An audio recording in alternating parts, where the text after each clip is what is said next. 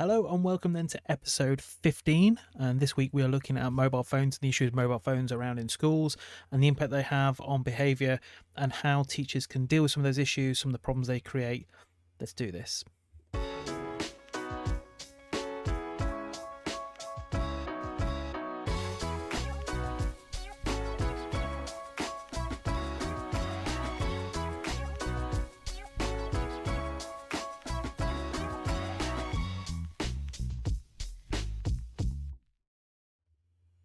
Hello, welcome then to episode 15, where we are looking at the impact of mobile phones in schools and what they do and how they can be a problem.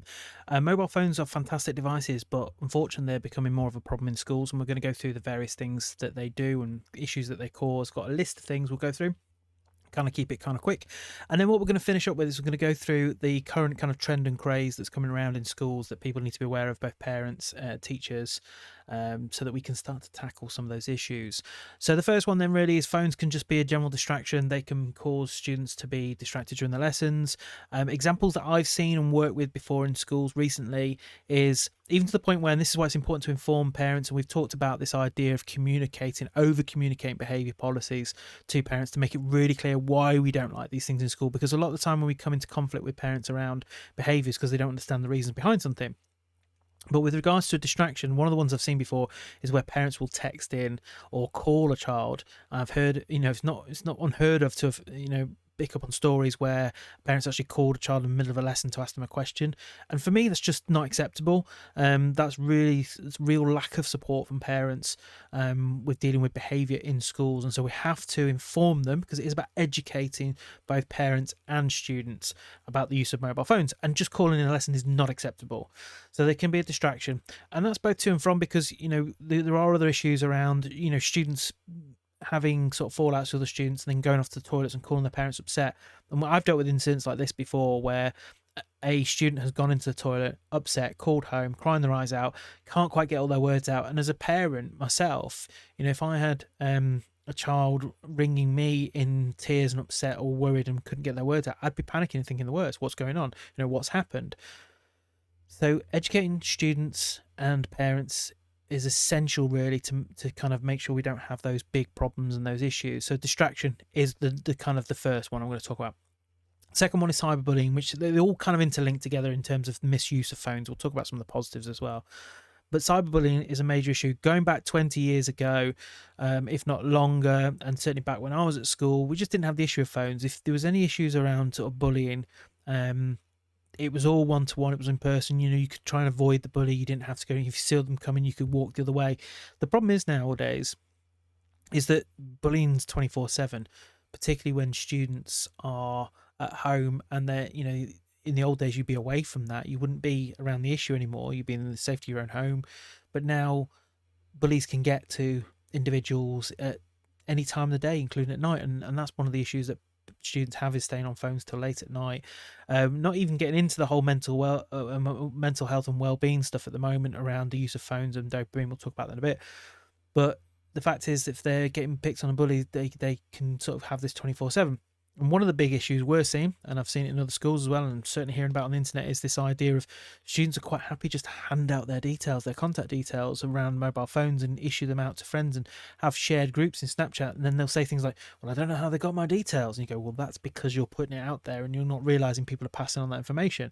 And just assuming that your friends, have got your number and nobody else should have it is a bit ignorant, really. And then we try and teach students about that, to say that, as soon as you give out your number, they can give it to anyone. They might be your friend, but doesn't mean they're not going to pass it on to somebody else. So there's that. That then links into privacy concerns and how, phones can breach privacy in terms of people taking pictures and things like that. Phones can be used to record information, to take pictures around the school. And that's a bit of a craze that's coming in, and we'll talk about that towards the very end, about the craze that's coming in with students recording things in lessons. But privacy is a big issue with them taking photos, whether it being of students who can't have the photos taken for safeguarding reasons. They might be sort of in some sort of like protection program, moved away from somewhere, can't be seen online, someone posts it, sees the uniform, all those sort of things. But then you've got even just basic things like privacy in terms of, students might be trying to go to the toilet and then people are coming in thinking it's funny to put a phone over the door, under the door, all that sort of stuff. Not even getting into the whole safeguarding things and looking at things like upskirt and all that sort of stuff. So there are lots of genuine issues around privacy with phones and the misuse of them.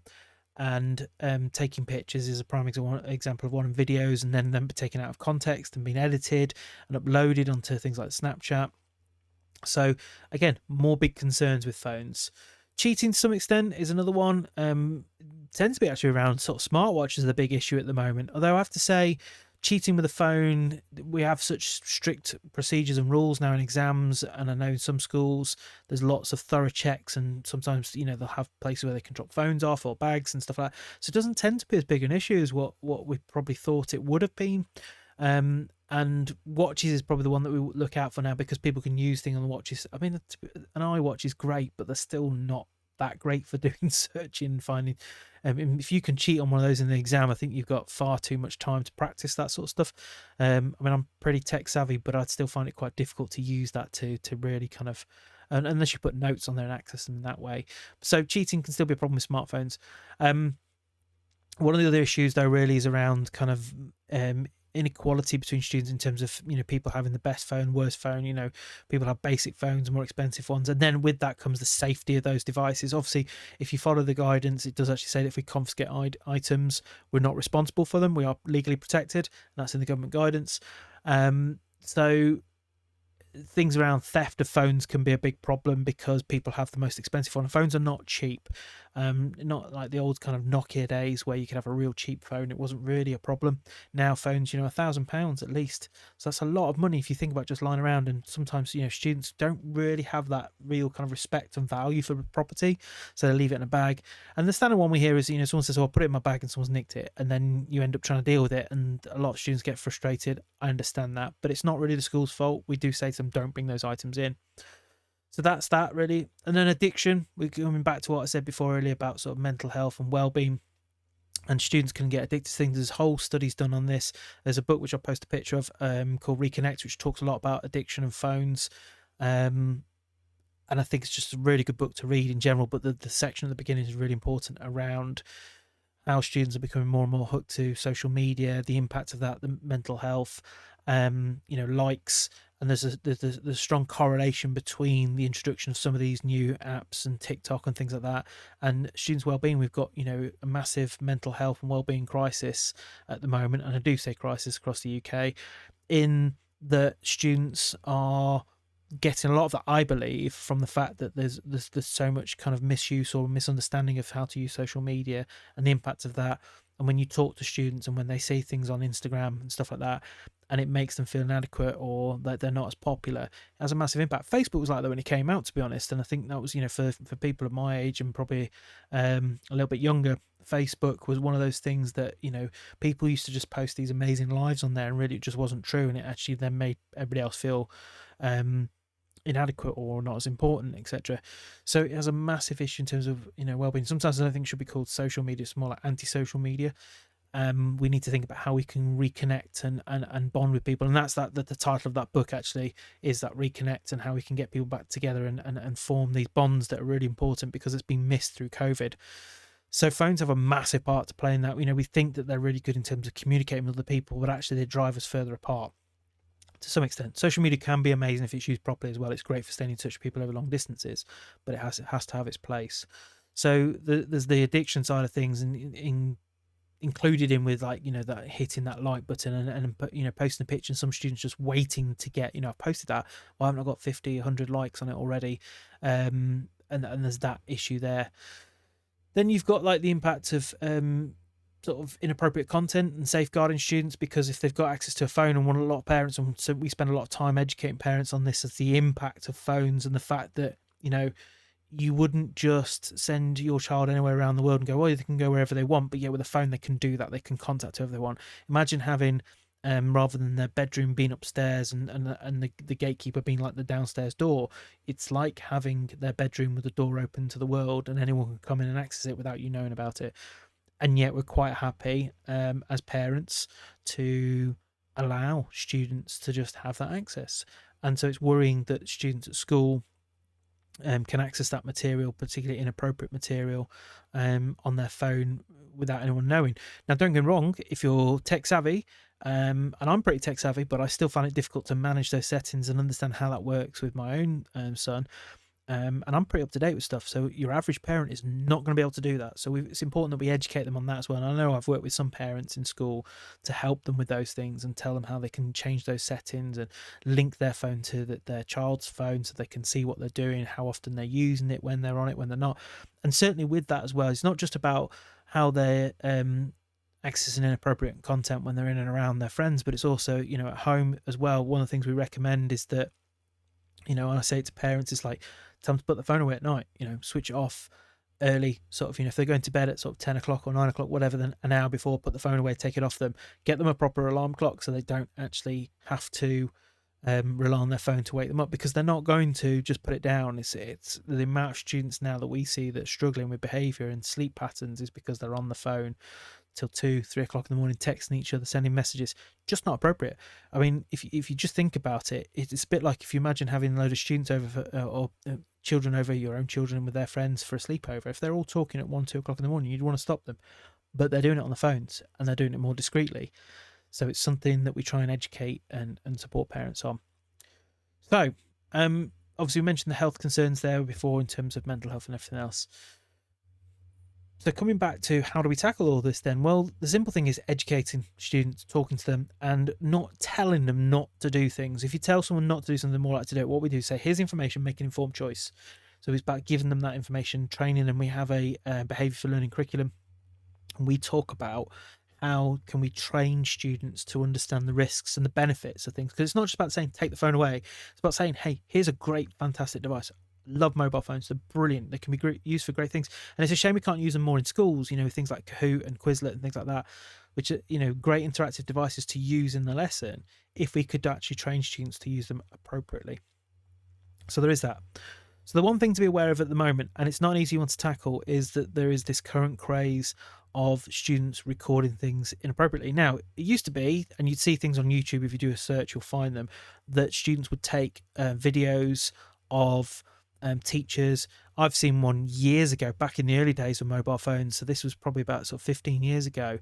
Saw a student, we had to deal with an incident where a student had videoed a teacher, and unfortunately the teacher had been very silly, and they were asking him things about his private life and asking him things about, where did he go clubbing and things like that. And they said, oh, you must be a good dancer. And then they actually, got this teacher to start doing dance moves in the room. Highly inappropriate, really silly behavior, but it happened and we had to deal with it.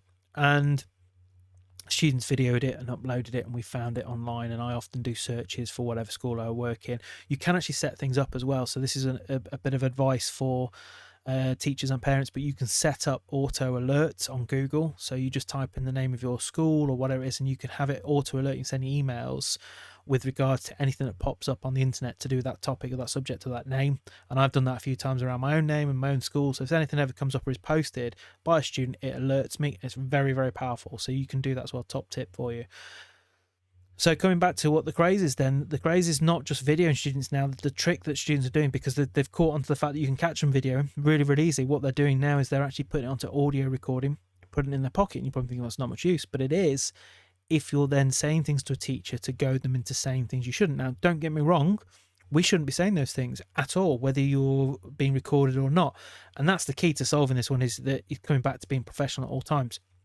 Where they're getting around this is that they're provoking or trying to trick teachers into saying things, taking them out of context, re-editing them, that sort of stuff. So it's just being really aware of it. The way you can deal with it is this, and this is the best bit of advice I can give you to combat this issue with mobile phones, is whenever you're talking to a student, and this is great advice in general, you talk to them as if their parent was over the shoulder. Because if you wouldn't say it with the parent there, you shouldn't be saying it at all. And it's the best advice I can give you on dealing with students in the classroom, is imagine talking to them with their parent over the shoulder, because then you're never going to say anything inappropriate. So I'll say that again. Think about talking to those students in the lesson as if their parent was over the shoulder, and you're never going to say anything inappropriate or anything that you're going to mind being recorded. And that's general good advice at all times when dealing with anyone, not just students in the classroom. So that's the current craze. That's the issue that's going around. We've certainly seen it and heard of it in other schools.